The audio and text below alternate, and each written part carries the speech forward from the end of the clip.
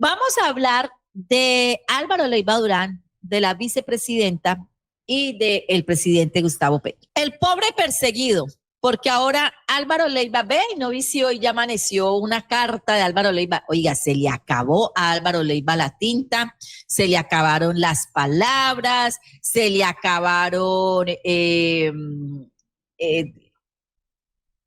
internet, porque está en silencio.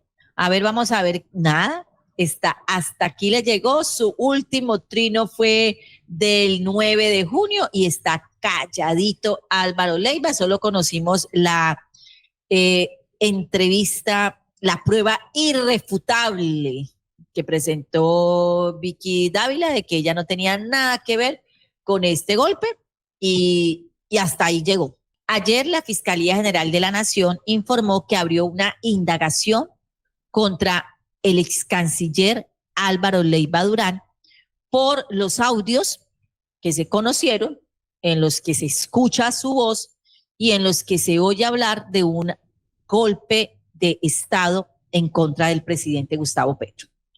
Estas grabaciones, recordemos que fueron divulgadas por el diario El País de España, su corresponsal para América, el señor Quesada, se me fue el apellido, el nombre de él, Juan Diego Quesada. Y entonces la Fiscalía General de la Nación abrió una indagación preliminar por estos audios revelados por el diario El País de España. Las grabaciones pues han generado lo que ustedes ya todos saben, el revuelo político, las famosas alianzas de las que habló Álvaro Leiva, un acuerdo nacional en 20 días para sacar a Petro, lo que inició con las cartas, las famosas cartas que escribió y que todos los medios de comunicación le daban el gran crédito. Y ahora, entonces, Leiva para los medios de oposición es un simple loco, es que no hay que creerle, es que eso es ridículo. O sea, ahora sí, no hay que creerle, no hay que darle micrófonos, no hay que buscarlo. Cuando escribía las cartas, era el más importante para estos medios. La Dirección Especializada contra la Corrupción está adelantando labores de policía judicial para determinar el contexto, autenticidad y los alcances de los hechos que fueron de los que se hablaba en esas grabaciones. Y esto hace parte de una indagación que se enfoca en esclarecer si hubo posibilidades de conductas delictivas asociadas a los señalamientos que se desprenden de esas conversaciones grabadas. Y ahora, a raíz de esto, la vicepresidenta y luego, pues la vicepresidenta, luego de 48 horas y luego que el presidente desde Sevilla, España, dijera que tanto ella como todos los mencionados en los audios de Álvaro Leiva Durán debían no solamente dar explicaciones públicas, sino que además debían darlas ante la Fiscalía General de la Nación. Y fue así como entonces la vicepresidenta ayer publicó una carta que le envió a la Fiscal General de la Nación y allí en esa carta la vicepresidenta le solicitó, ahí sí, formalmente a la Fiscal General de la Nación que adelante las investigaciones que sean necesarias para esclarecer las declaraciones hechas por Álvaro Leiva Durán. Y esto me llama la atención porque recuerden que ayer cuando estábamos leyendo aquí el comunicado que ella sacó que sacó la vicepresidencia, no la sacó ella, y no fue firmada por ella, sino que fue protocolariamente la respuesta de la vicepresidencia, donde no rechazaba contundentemente el hecho, donde no solicitaba investigaciones, donde era una carta hecha de manera muy protocolaria. Ahora, luego que el presidente dijo que ella tendría que dar respuestas, tendría que ir a declarar ante la fiscalía, pues entonces en esa carta dirigida a la fiscal Usariana Camargo pidió que se actúe con prontitud para esclarecer la verdad. Fue lo que señaló la vicepresidenta y la carta va firmada de su puño y letra. Esta vez sí hizo la carta. Ay, ¿me bloqueó? No. ¿Ahí? No. Bueno, ella entonces publicó esta carta dirigida a la fiscal y además allí sí está en esta carta 48 horas después, entonces ahí sí solicitó que por favor se investigue y se investigue de manera pronta, fue lo que señaló la vicepresidenta. La carta dice lo siguiente, y ella la publica a través de su cuenta, no la publica a través de la cuenta de la vicepresidencia, sino que la publica a través de su perfil personal. Le he pedido a la fiscal general de la Nación que se investigue a profundidad los hechos que sugieren un supuesto plan para atentar con nuestra democracia. Deben darse sin demora todas las claridades a que haya lugar, lo que no hizo cuando sacó el primer comunicado.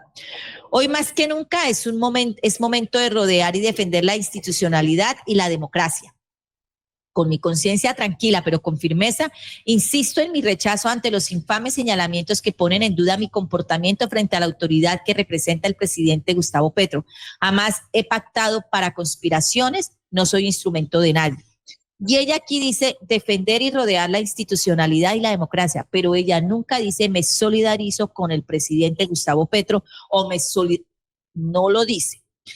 Y de esa forma es que ella publica su carta y en la carta dice lo siguiente: respetada doctora Camargo, ante los recientes acontecimientos en donde se conocieron unas conversaciones atribuidas al ex canciller de Colombia, doctor Álvaro Leiva, en las cuales, según el medio de comunicación, se me involucra con un supuesto plan que atentaría contra la democracia, la institucionalidad y directamente contra el presidente de la República, Gustavo Petro, considero de la más importancia que el país conozca con prontitud la verdad acerca de lo ocurrido.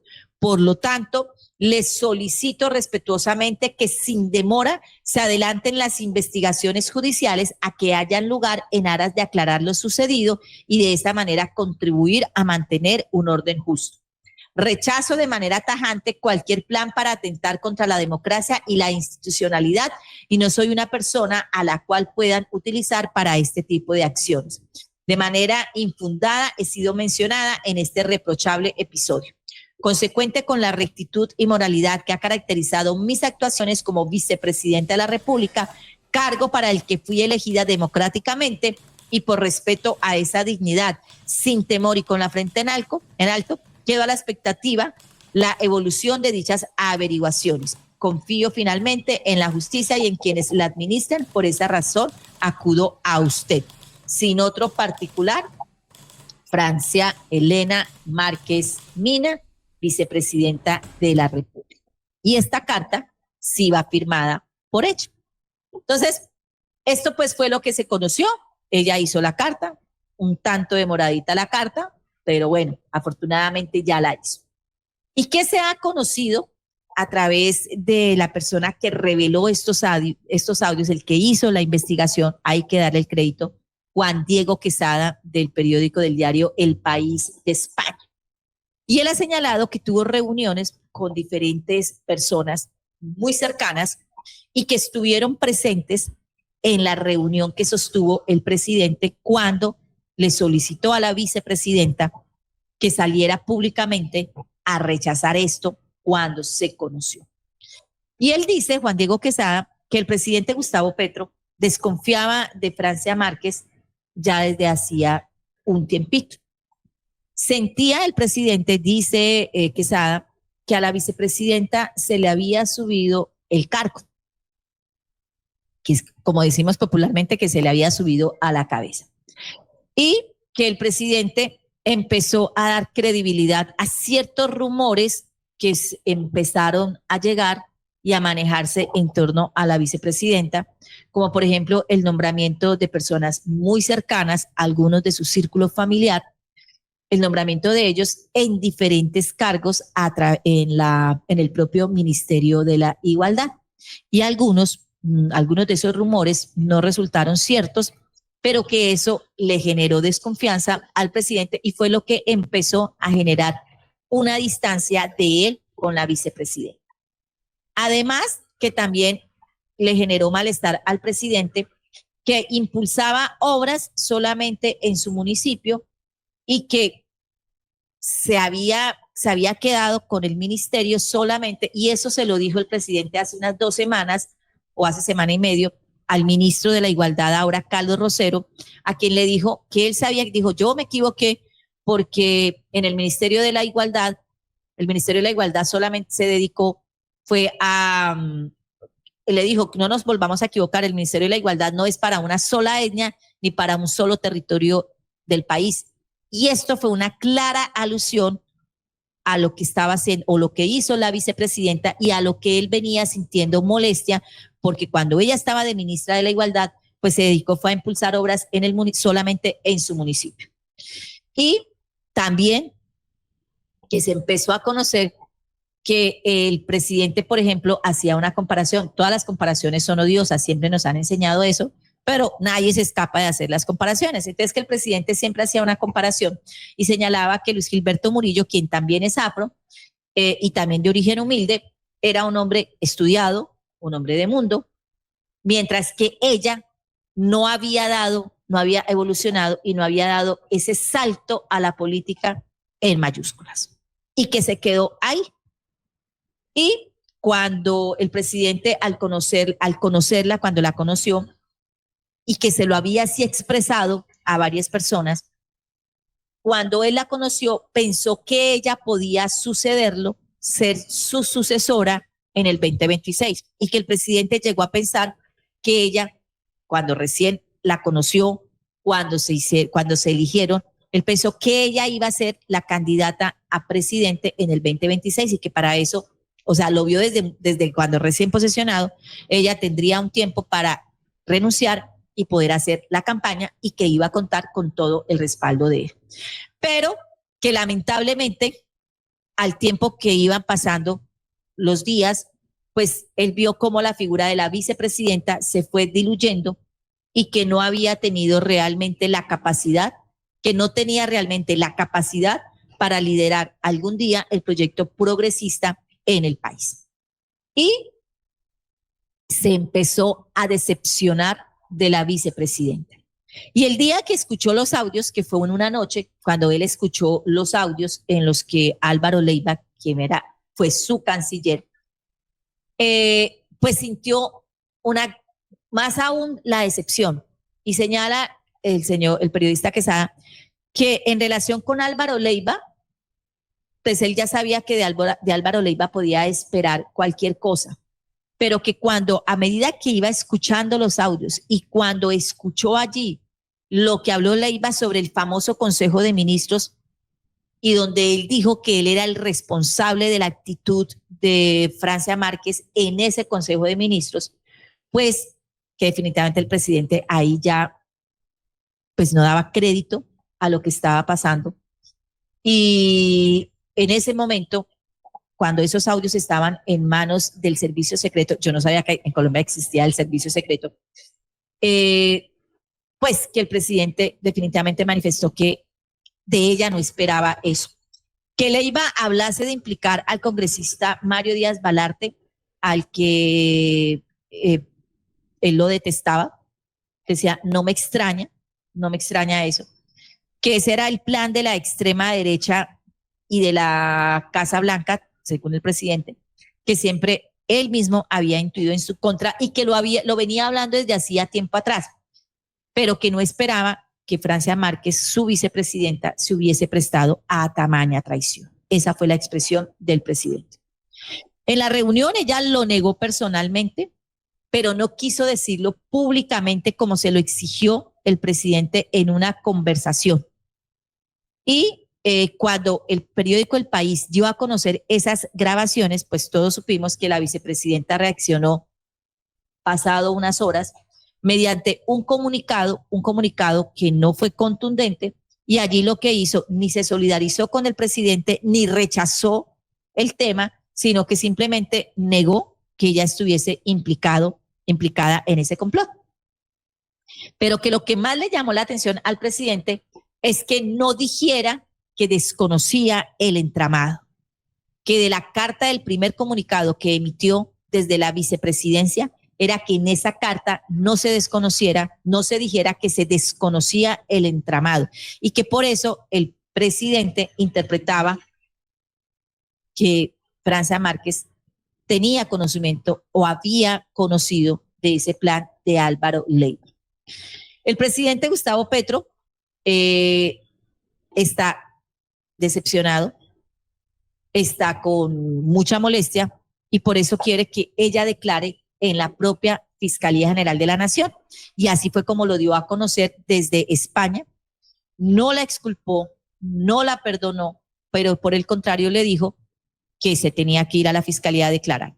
Entonces hay quienes dicen que hoy Petro la cogió contra ella y no contra Álvaro Leiva. Y aquí, sin querer ser abogado y sin querer echarle leña al fuego, es que yo creo que con Leiva todos sabíamos desde el momento en que salió, desde el momento en que empezó a escribir las cartas, fuimos desmenuzando su personalidad y dándonos cuenta de la arrogancia y la soberbia y la rabia que tenía por haber salido del gobierno. Pero creo, y como lo he presentado en las fotografías, por ejemplo, en la que hice ayer y en todas las fotografías donde yo pongo a Álvaro Leiva, en esta no la hice, y es que Álvaro Leiva hoy es visto en Colombia como una víbora. Es que eso es, silenciosa, se mueve y echa el zarpazo. Pero de la vicepresidenta yo creo que ni él ni ningún colombiano esperaba algo así. Y lo mínimo que sí esperábamos era una solidaridad con el presidente, lo que no hizo cuando pasó lo de la reforma laboral, que se convocó a una marcha y ella salió a un medio de comunicación a decir que no, que ya no sabía si iba a salir a marchar, que tenía que esperar. Entonces nunca se solidarizó con el tema de la consulta, nunca se solidarizó con el hundimiento de la reforma, con los proyectos que estaba presentando en estos últimos meses. Nunca se le vio a la vicepresidenta como un apoyo, mínimamente como un apoyo al presidente. Hoy en la Casa de Nariño, dice el corresponsal de El País, que diferentes fuentes en la Casa de Nariño coinciden en que la vicepresidenta Francia Márquez es una promesa que se perdió por el camino. Su problema es de visión. Privilegió a su comunidad, que es de su espacio más cercano. No logra mirar el conjunto de la etnia afro en Colombia ni su diversidad. Eso es lo que hoy sienten en la Casa de Nariño. Y esto lleva a que hoy el presidente no la vea a ella como una futura posible, ya no para este 2026, porque ya no puede, ya no renunció en los tiempos que debía renunciar, ella ya no puede aspirar a la presidencia, pero que ya en el futuro el presidente no la ve a ella como la sucesora para levantar las banderas del progresismo para el 2030 ni para después. Y que hoy el presidente piensa que de ella en un futuro lanzarse a hacer algún cargo para la presidencia, lo que haría sería fracturar aún más a la ya fracturada izquierda del país. Eso es lo que se ha conocido. Y para muchos hoy, ayer el congresista de aquí del Valle del Cauca, se me fue el representante de la Cámara, el del SENA, se me fue el nombre, lo tengo aquí, se me fue, hizo un video pidiéndole a la vicepresidenta que renunciara al cargo, a Mondragón, ayer públicamente solicitó que renunciara a su cargo de la vicepresidencia. El presidente hoy, desde hace 8 horas, hizo una explicación muy extensa sobre el tema de los audios de Leiva y señala a él que cuántos desconocían con el plan, cuántos desconocieron que ese plan existía para atacar al presidente. Fue lo que señaló. Y él ha dicho que lo de Leiva no es un plan de un loco. Leiva no está loco, porque, abro un paréntesis, ayer la señora Quinn, el señor Pollo Triste, como le dicen, y los de Blue quisieron mostrar como que era ridículo pensar en que Álvaro Leiva o que alguien aquí en el país quisiese un intento de golpe de Estado. Ha señalado el presidente que Álvaro Leiva está lleno de odio y soberbia y se juntó con otros y otras llenas de odio y soberbia. Y el presidente ha señalado que Marco Rubio no estuvo metido en este plan. Lo peligroso no fue el secretario de Estado de Estados Unidos, Marco Rubio, que no estuvo metido realmente. Lo peligroso de la estrategia de Leiva es que conectó a dos grupos armados, el Clan del Golfo y el ELN. Y además señala el presidente y se refiere al caso de la fiscal. El presidente recordó que era muy coincidente que los congresistas colombianos de la derecha, dice el presidente, qué coincidencia que la mayoría de los dirigentes de la derecha, después del atentado al senador Miguel Uribe, en polifonía con los que llaman de centro, que están más a la derecha, de la derecha, hayan repetido una y otra vez que el culpable del atentado era yo, y que eso mismo hayan repetido todos los días la prensa de los grupos económicos y todos los dirigentes de la extrema derecha de América y de España. Pero qué coincidencia con el viejo loco. Hasta lograron llenar la Plaza de Bolívar con el Fuera Petro, que no es más que la misma consigna de Leiva. ¿O es que para que yo me vaya de la presidencia antes del 6 de agosto del 2026 no tienen que sacarme a la fuerza o matarme?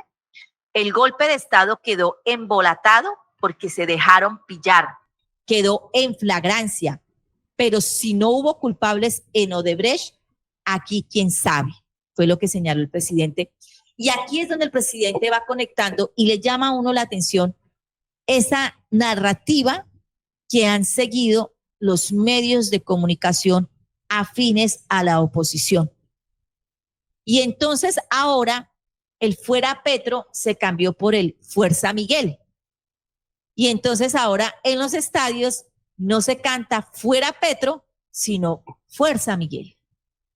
Y así es como le van cambiando el chip a la gente. Ya le dejaron en su mente en que a Petro hay que sacarlo porque es que Petro le hace daño. Y ahora tenemos una víctima que representa a la derecha y a la extrema derecha de este país, pero son los que no van a salvar. Y ahora ponen a muchos colombianos a los que, con todo el lamento de que esté pasando la situación por la que está pasando el señor Miguel Uribe, ponen entonces a que esos mismos a los que Miguel Uribe se les burló en la cara porque no iban a tener reforma laboral, porque se hundía la consulta popular, esos mismos salen a gritar Fuerza Miguel. ¿Sí ven cómo la narrativa va jugando con la opinión pública y con la mentalidad de la gente? Y más allá de esto, hay que mirar el tema de la fiscal general de la Nación. Porque es que a la fiscal la tienen que ya para tumbarla, ya la vamos a tumbar, que la semana pasada, que la antepasada, que es que está demandada su elección porque fue elegida de manera irregular. Al momento de elegirla, la terna se había desbaratado porque la que hoy es presidenta de la SAE renunció a la terna 15 minutos antes, entonces hay que acabar con esa terna y esa fiscal no va, y entonces queda como fiscal el vicefiscal. Y aquí frente a esto, el presidente dice, y es que a la fiscal la tienen fregada, la están jodiendo con su puesto, palabras más, palabras menos. En el Consejo de Estado, y aquí es donde viene lo que uno dice, el venenito. Y esto lo dice, se los voy a decir textualmente como lo dice el presidente para que después a mí no me vayan a denunciar. El presidente tiene cómo defenderse. Dice el presidente, tienen a la fiscal fregada con su puesto en el Consejo de Estado. Lo han demandado, cosa rara, en la sección que siempre falla en mi contra y hace lawfare. Qué coincidencia, la misma sección que ha sacado, que ha tumbado mis embajadores, congresistas, alcaldes y gobernadores del pacto histórico. ¿Dónde estarán a propósito los magistrados del Consejo Electoral que contra la Constitución, me despojaron de mi fuero presidencial y dijeron que me podían investigar en un órgano administrativo. Y dicho y hecho, impulsaron un proceso en mi contra en el Consejo Nacional Electoral. Construyeron pruebas para decir que había sobrepasado los topes financieros con actos que se hicieron después de terminada la campaña o con facturas en las que se equivocó, duplicándolas un medio de comunicación de un grupo económico o con un avión en el que viajé a mis actos públicos y cuyos pagos no fueron a verificar donde tocaba verificar para saber si había salido o no el vuelo con el candidato.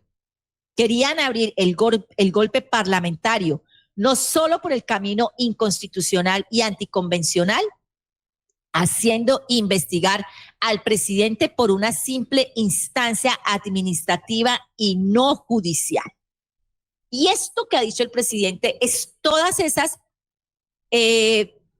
atajos y opciones que ha tomado la derecha de este país para debilitarlo ante la opinión pública con ruido, con titulares, con entrevistas, e irle creando en la mente de las personas que es que Petro sí se hizo elegir mal, que es que la fiscal está mal elegida, que es que sí entraron platas, que es que sí se pasaron. Y ya afortunadamente, la semana pasada, el presidente ganó la batalla y el alto tribunal dijo, el Consejo Nacional Electoral no puede investigar al presidente, es inconstitucional. Y entonces, cada vez más, el presidente tiene que dar una pelea y una pelea. Yo la verdad digo, ¿a qué horas puede gobernar el presidente cuando tiene que estar en esta manada, enfrentando a esta manada de sinvergüenzas y tener que defenderse cada vez más y cada vez más? Y esto es solo un resumen de todo lo que le han hecho al presidente. ¿Qué garantía podemos tener en las próximas elecciones si el ex registrador Alex Vega, el actual registrador Penagos y el Consejo Electoral han actuado con nuestros derechos? El golpe de Estado se venía fraguando. Leiva no estaba solo. Y aquí viene otro protagonista. Abro un paréntesis. Efraín Cepeda. La reunión de Efraín Cepeda con 8 directivos de partidos de la derecha y con algunos como JP Hernández, que no es directivo, pero que es del Partido Verde. La reunión de ellos para desconocer al presidente y al ministro del Interior, que constitucionalmente son quienes conforman esa comisión de garantías electorales para el tema electoral, desconocerlos a ellos y decir que sea el procurador el que sea el representante, y adicional a eso, hacerle un llamado, citar a la cúpula militar, a la fuerza pública, para que se reúnan con estos 9 congresistas para determinar el tema y desconocer al presidente como la figura institucional para el tema de las garantías electorales, que afortunadamente los militares no le cedieron a Cepeda, porque donde los militares le hubiesen copiado a Cepeda y se hubiesen ido a sentar con él y a atenderlo, ahí estaría consumiéndose y se empezaría a gestar mucho más fuerte el golpe de Estado.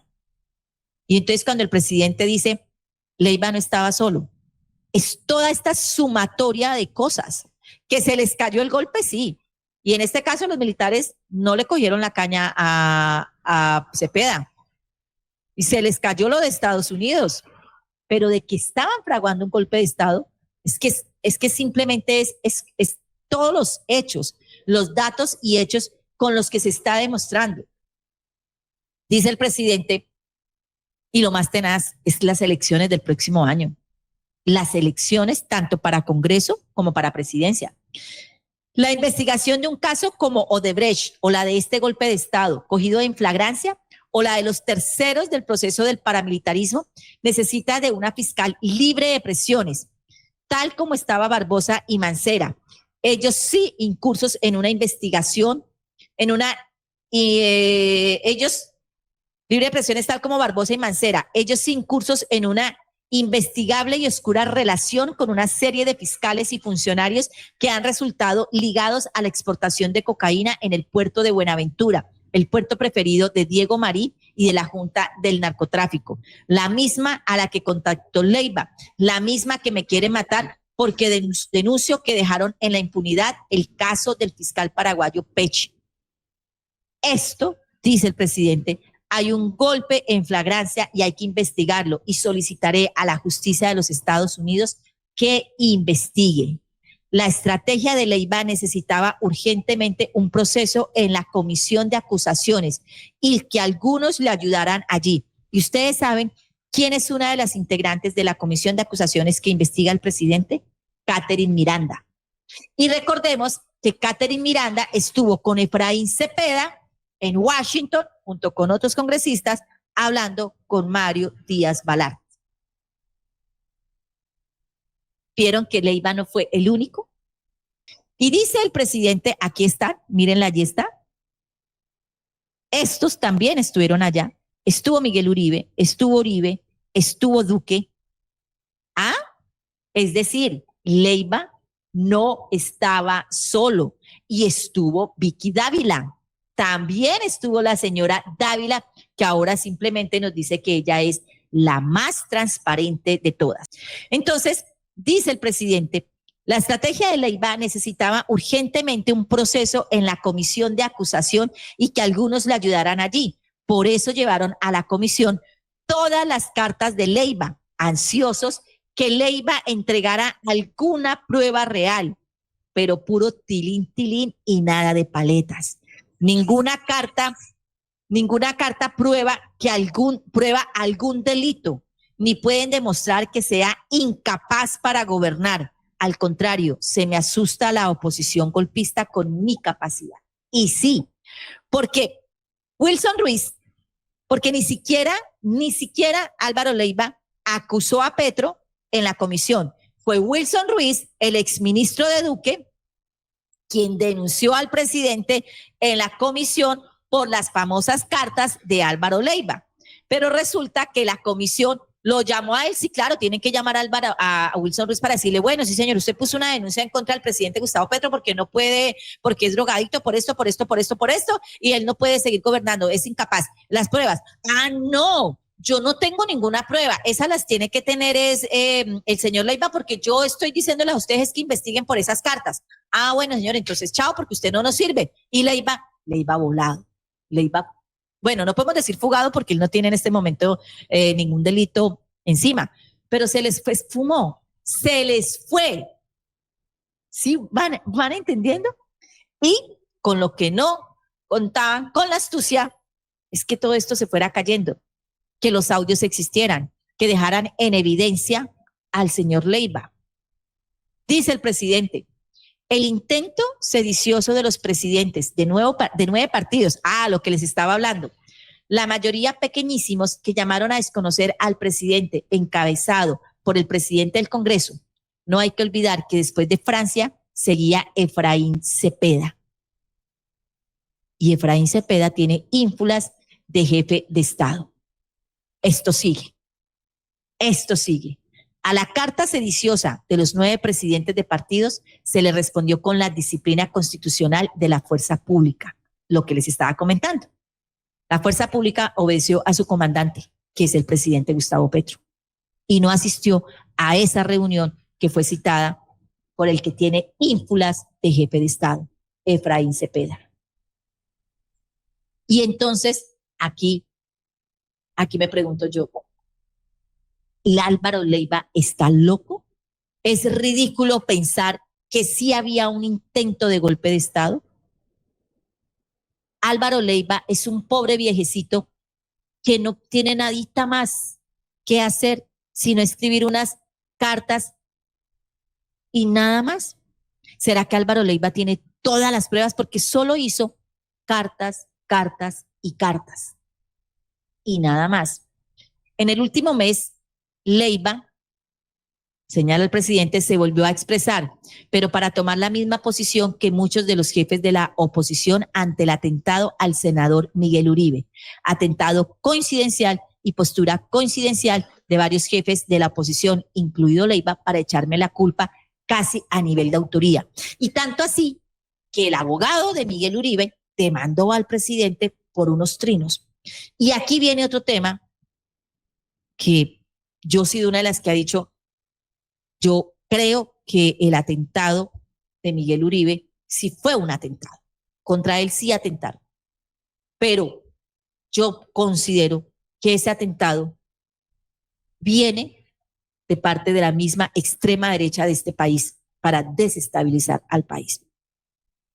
Yo creo que él debe estar debatiéndose y haciendo muchos esfuerzos para salvar su vida. Pero creo que después de 2 tiros en la cabeza, su estado de salud no debe ser el más óptimo. Y si logra recuperarse, porque hemos visto milagros, antier leí una noticia de un señor extranjero en otro país que vivió 12 años en coma, un médico italiano. Eso fue en una región de Italia. Un médico italiano que estuvo 12 años en coma. De él se han hecho películas, libros, está documentado. Y después de 12 años despertó del coma. Y está bien y continuó con su familia. Entonces, yo creo en los milagros. Pero también tenemos que ser muy consecuentes con lo que está viviendo el país. Yo espero, creería yo, que una persona que sufrió 2 tiros en la cabeza, a la que tuvieron que abrirle el cráneo, a la que le tuvieron que hacer una traquetomía, a la que le han en 20 días, bueno, ya casi, no, en 20 días, le han hecho 5 operaciones, pues mínimamente tiene que tener un periodo muy largo de recuperación. Y yo no creo que en 4 meses Miguel Uribe pueda salirnos a dar la mano y continuar con su campaña.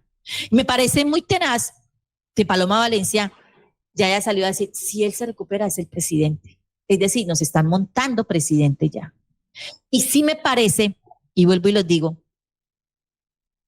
y se murió doña Nidia, sí, qué pesar de doña Nidia, y bueno, y todo lo que hizo y tal, con su fundación, que ayudó mucho, también hicieron política. No nos hagamos los pendejos. Pero entonces, escoger donde están velando a la mamá, a la abuela, en el Capitolio, doña Nidia Quintero de Balcázar, la madre de Colombia, la abuela de Miguel Uribe, el mensaje que dio. Y entonces, después de presentarnos las lágrimas y el llanto por la muerte de doña Nidia, entonces salga la hermana de Miguel Uribe con estas declaraciones. Y aquí sí, les digo, no nos quedan tan estúpidos. La hermana de Miguel Uribe, en medio, al pie del féretro de su abuela, nos entrega estas hermosas palabras. La evolución de Miguel es absolutamente satisfactoria, tanto que los últimos procedimientos que se le hicieron a Miguel, lo que tengo entendido es que con un paciente con esas mismas características probablemente hubiera sido dentro de 3 meses y a mi hermano se lo hicieron a los 20 días del atentado. Ahí, digamos, el talante de Miguel sigue siendo el mismo, de recuperarse rápidamente, de ser un guerrero. Entonces, inclusive esta evolución médica de salud de Miguel lo que nos hace es tener más fuerza y más fe de que realmente se va a concretar el milagro, Miguel va a salir bien, va a poder estar rodeado con los suyos. Se va a terminar de concretar nuestro milagro. Nuestro milagro. La verdad que hoy sí más que nunca yo quiero que Miguel Uribe se recupere y poderlo ver y ver cómo es el milagro y poder ver cuál es el milagro, porque un milagro sería que una persona con 2 tiros en la cabeza y 5 operaciones en 20 días, pues sus secuelas no sean tan marcadas. Un milagro sería que Miguel Uribe salga sin una sola secuela, que salga con todos sus 5 sentidos. Y vuelvo y les digo, no significa que yo no esté deseando que esté mal, no. Lo que pasa es que un proceso de esto, para su recuperación, si una persona con un simple accidente cerebrovascular leve queda con algunas secuelas, y para recuperar el habla y la movilidad y una cantidad de cosas requieren de terapia. Pues yo sí quisiera, ayer salió una noticia de que Miguel Uribe estaba bien, pues ojalá y sea así, También tenemos que tener claro que vivimos en un país de las especulaciones y aquí sí, como Santo Tomás, hasta no ver, no crees. Pero sí, de verdad, creo que hay demasiadas coincidencias. El golpe de Estado en contra del presidente, el intento de golpe de Estado, tiene muchas aristas y muchos protagonistas y muchas personas que sí estarían muy, muy, muy deseosas de que Petro no estuviera. Recordemos el videito de María Fernanda Cabal diciendo que 4 años no, que 4 años no. Entonces, finaliza el presidente esto. Están tramitando la salida del presidente. Ah, y otra cosa, porque le alcancé a leer ahorita, que la culpa de la muerte de doña Nidia era culpa de Petro. Puede que suene chistoso, pero ya ayer en un medio de comunicación, antier, no, ayer martes, sí, señalaban que claro, doña Nidia, una mujer de 93 años, que sí, pero que todavía estaba lúcida y que claro, que lamentablemente por ese atentado en contra de su nieto, en el que pues por todo ese que se dio, por ese ambiente negativo que el presidente había generado en su contra con sus trinos, pues obviamente eso había deteriorado aún más la salud de doña Nidia, entonces por eso se había muerto. Ajá, la culpa de que no llueva en Cali es de Petro y la culpa de que llueva y haga un frío tenaz en la Calera es de Petro. ¿Y esto qué nos demuestra? Que la oposición y la derecha de este país están desesperados, supremamente desesperados. Y el desespero los puede llevar a muchísimas cosas. Ayer el padre Huérfano señaló algo, yo se lo había comentado a él, y creo que hoy es tal el desespero de la derecha y de ver que cada vez se le caen sus estrategias y que se les cae y que Petro se les adelanta y las habla y dice, es tal el desespero que si ven que no pueden debilitar a Petro con un atentado en contra de un miembro de la oposición, nada raro sería. Y ojalá esto no pueda pasar. Y hay que redoblar la seguridad de la vicepresidenta, porque nada raro sería que atenten contra alguien muy cercano al presidente, pero que esté en confrontación con el presidente para echarle la culpa a él. No sea exagerada, Pilar, no es exagerado, es el análisis de lo que tenemos en nuestro país. Esto es pues lo que ha pasado. Vamos a ver qué va a terminar de pasar. Vamos a esperar las declaraciones y vamos a esperar a Álvaro Leiva, porque Álvaro Leiva hoy está, no sé si es España o Portugal, pero tendrá que dar declaraciones. Yo no sé si vía teléfono, no sé si tenga que venir, no sé si sea a través de una carta que tanto le gusta a él. Entonces, aquí me están diciendo, pero usted me dice, ¿no será que por eso no volvieron a montársela a Francia Márquez? La oposición dejó quieta a Francia Márquez. Bueno, no sé. El caso es que vamos a ver con qué va a salir Álvaro Leiva y sí, vamos a ver si la fiscalía llama a la vicepresidenta.